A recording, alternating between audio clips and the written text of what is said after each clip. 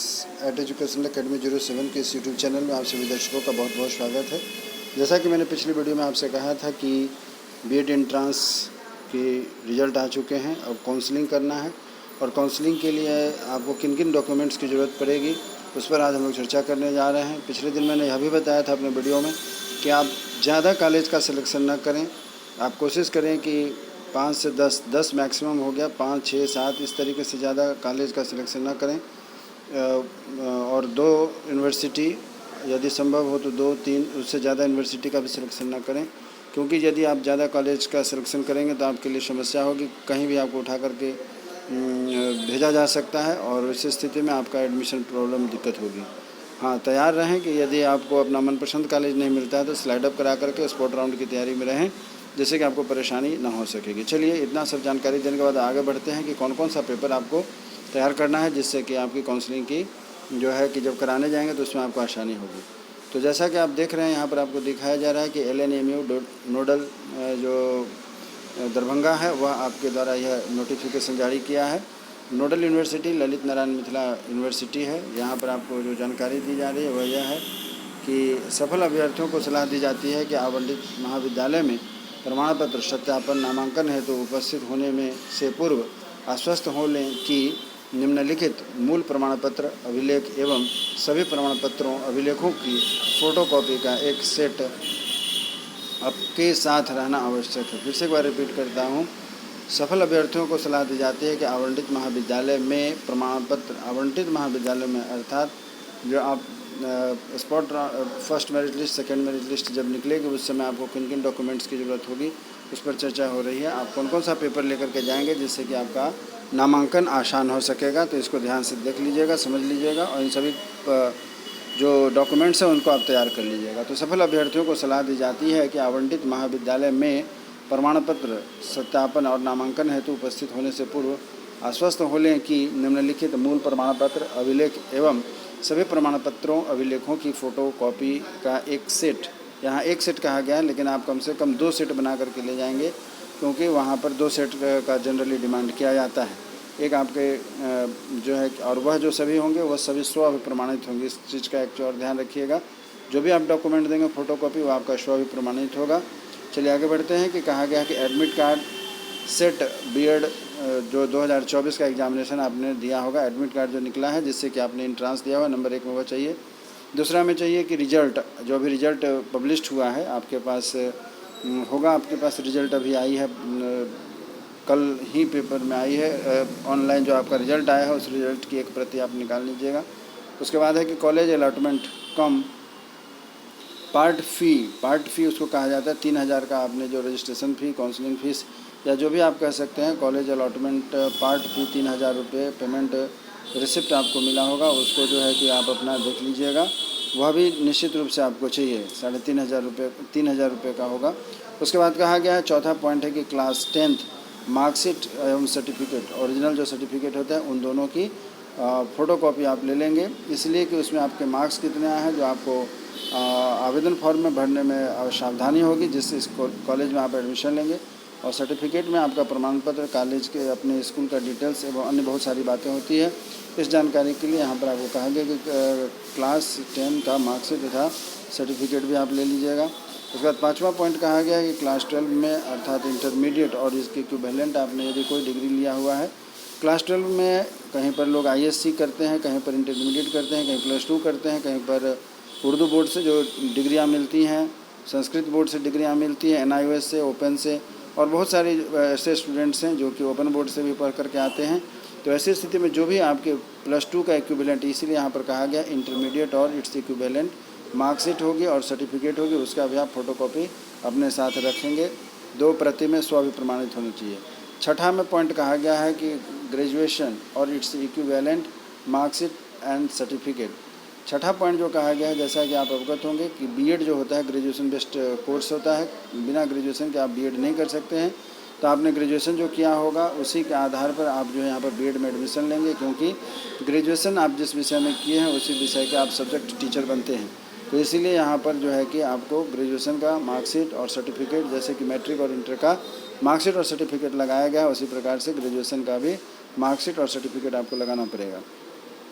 सातवां पॉइंट है कि पोस्ट ग्रेजुएशन और इट्स इक्विवेलेंट मार्कशीट और एंड सर्टिफिकेट इफ़ एप्लीकेबल। यदि किसी कारण से आपने आवेदन करते समय आपने ग्रेजुएशन के साथ पोस्ट ग्रेजुएशन दे दिया हुआ है, तो वैसी स्थिति में आप ग्रेजुएशन का जो है कि आप देंगे ही, साथ में पोस्ट ग्रेजुएशन का भी जो आपका मार्कशीट होगा और सर्टिफिकेट होगा उससे भी आप प्रोड्यूस कर सकते हैं। इसीलिए यहाँ पर एक शब्द डाला गया है इफ़ एप्लीकेबल, तो इसलिए आप मार्कशीट के साथ साथ सर्टिफिकेट को भी प्रोड्यूस करेंगे।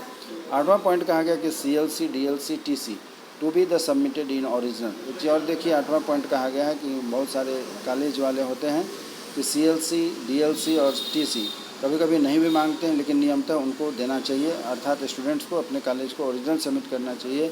ओरिजिनल सबमिट करना यह प्रमाणित करता है कि आप किसी एक ही कॉलेज में पढ़ रहे हैं, एक सत्र में कोई आप एक ही कोर्स कर रहे हैं। इसलिए यहाँ पर जनरली CLC DLC तथा TC को मांगा जाता है और यह ओरिजिनल जमा किया जाता है, इसकी जेरॉक्स कापी नहीं लगती है।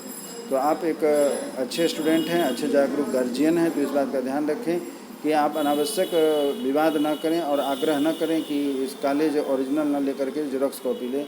यह आपकी सुरक्षा के लिए बनाया गया है, इसलिए आप अपनी सुरक्षा को ध्यान में रखते हुए CLC DLC तथा TC अपने स्टूडेंट का ओरिजिनल फॉर्म में ही कॉलेज में जो आप डॉक्यूमेंट्स छाया प्रति जमा करेंगे उसके साथ इकट्ठा करके जमा करके दे देंगे। एक चीज़ ध्यान रखिएगा कि इसको प्रमाणित नहीं करना है, ओरिजिनल सर्टिफिकेट को आप सर्टिफाइड नहीं करेंगे, आप जेरॉक्स कॉपी को ही सर्टिफाइड करेंगे। नवा पॉइंट है कि domicile certificate if applicable.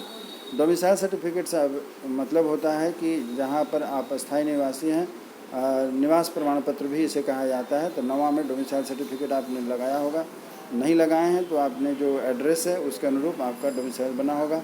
Bihar के यदि निवासी हैं तो आपके लिए बहुत ही उपयोगी है, और बिहार के बाहर के हैं तो भी वैसी परिस्थिति में आपके लिए डोमिसाइल जो सर्टिफिकेट है वह देना अनिवार्य हो जाता है। 10वां पॉइंट हो जाता है कि caste certificate issued by the competent authority only for the reserve categories candidates.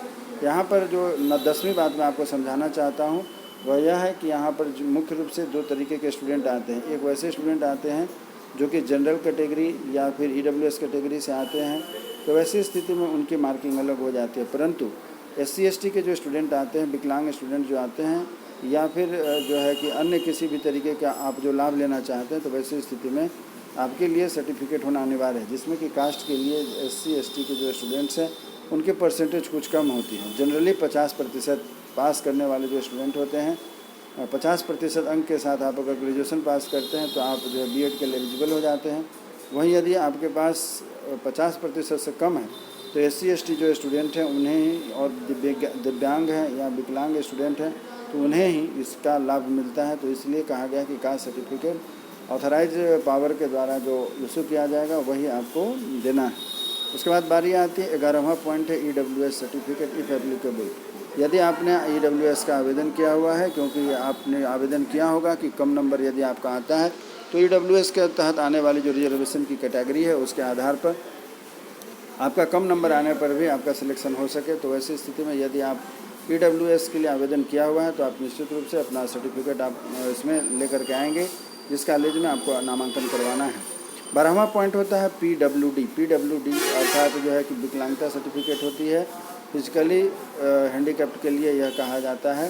तो ऐसे सर्टिफिकेट फॉर द डेविएंग कैंडिडेट, वैसे कैंडिडेट जिन्हों की यदि किसी प्रकार के शारीरिक विकलांगता का लाभ लेना है, अर्थात यदि आपका 50% अंक से साथ ग्रेजुएशन में कम है तो आप वहाँ पर 45% अंक या अन्य किसी तरीके का लाभ आप लेना चाहते हैं या लिए हैं, तो ऐसी स्थिति में आपको PWD सर्टिफिकेट वहाँ पर अपने कॉलेज में प्रोड्यूस करना चाहिए, सबमिट करना चाहिए छाया प्रति में।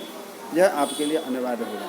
13वां पॉइंट कहा जाता है कि any other quota certificate if applicable. Any other quota certificate से अभिप्राय यह है कि कहीं कहीं पर स्पोर्ट्स के लोग होते हैं या किसी अन्य कैटेगरी से आप आते हैं जिसका कि आप विशेष लाभ लेना चाहते हैं, डिफेंस में होते हैं या स्पोर्ट्स बैकग्राउंड से आते हैं, तो उनको यदि इस तरीके का कोई लाभ लेना है या लाभ मिलता है तो उन्हें भी अपना सर्टिफिकेट, उपयुक्त सर्टिफिकेट देना होगा जिससे कि उन्हें उस आरक्षण का लाभ मिल सकेगा।